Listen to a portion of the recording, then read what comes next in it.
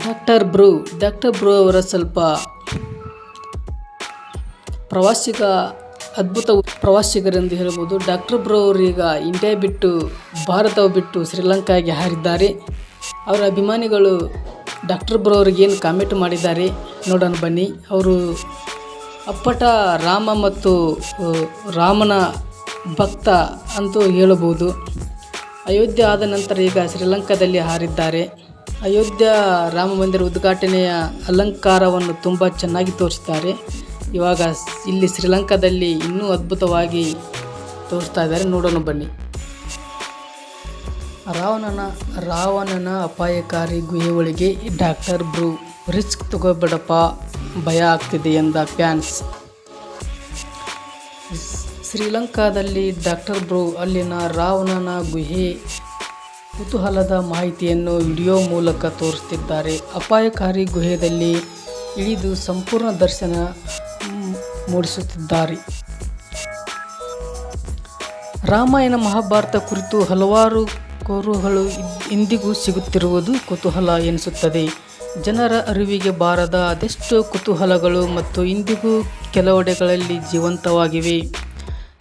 ರಾಮನು ನವರಾತ್ರಿಯ 10ನೇ ದಿನ ಶ್ರೀರಾಮನು ರಾವಣನನ್ನು ಕೊಂದ ಎನ್ನುವುದು ಪುರಾಣ.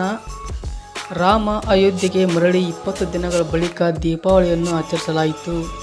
ಸಂಶೋಧನೆಯ ಪ್ರಕಾರ ರಾವಣನ ಲಂಕೆಗೆ ಹಾರಿದ ಡಾಕ್ಟರ್ ಬ್ರೋ ವಿಶ್ವದ 8ನೇ ಅದ್ಭುತ ಎನಿಸಿರುವ ರಾವಣ ಚಿನ್ನದ ಅರಮನೆಯ ದರ್ಶನ. ಇದೀಗ ಸುಮಾರು 3/4 ಕಿಲೋಮೀಟರ್ ಎಂದರೆ 800 ಮೀಟರ್ ಆಳದಲ್ಲಿರುವ ರಾವಣನ ಗುಹೆ ಕುರಿತು ಮಾಹಿತಿ ನೀಡಿದ್ದಾರೆ. ಈ ಹಿಂದೆ ಇದರ ವಿಚಾರವಾಗಿ ಸಂಶೋಧನೆ ನಡೆದಿತ್ತು. ಅದರ ಪ್ರಕಾರ ರಾವಣ ದೇಹವು ಶ್ರೀಲಂಕಾದ ಗುಹೆಯೊಂದರಲ್ಲಿ ಇದೆ ಎನ್ನುವುದು ತಿಳಿದು ಬಂದಿದೆ.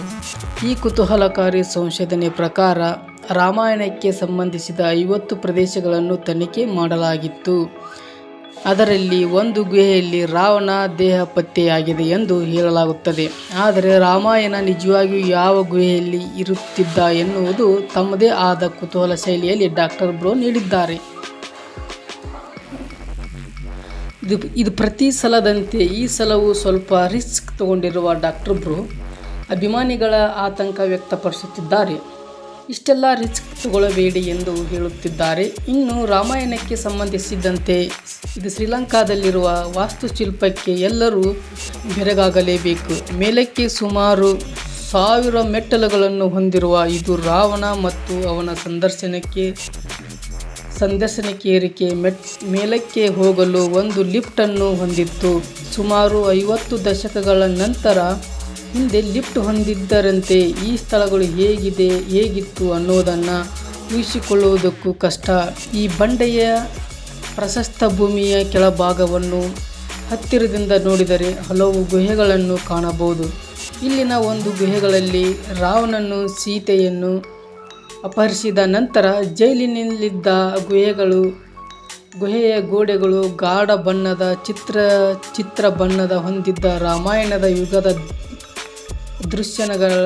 ದೃಶ್ಯಗಳು ಚಿತ್ರಿಸುವುದರಿಂದ ಈ ಕಥೆ ನಿಜವಾಗಿರಬಹುದೆಂದು ಡಾಕ್ಟರ್ ಬ್ರೋ ಅಲ್ಲಿ ವಿಶ್ಲೇಷಿಸಿದ್ದಾರೆ.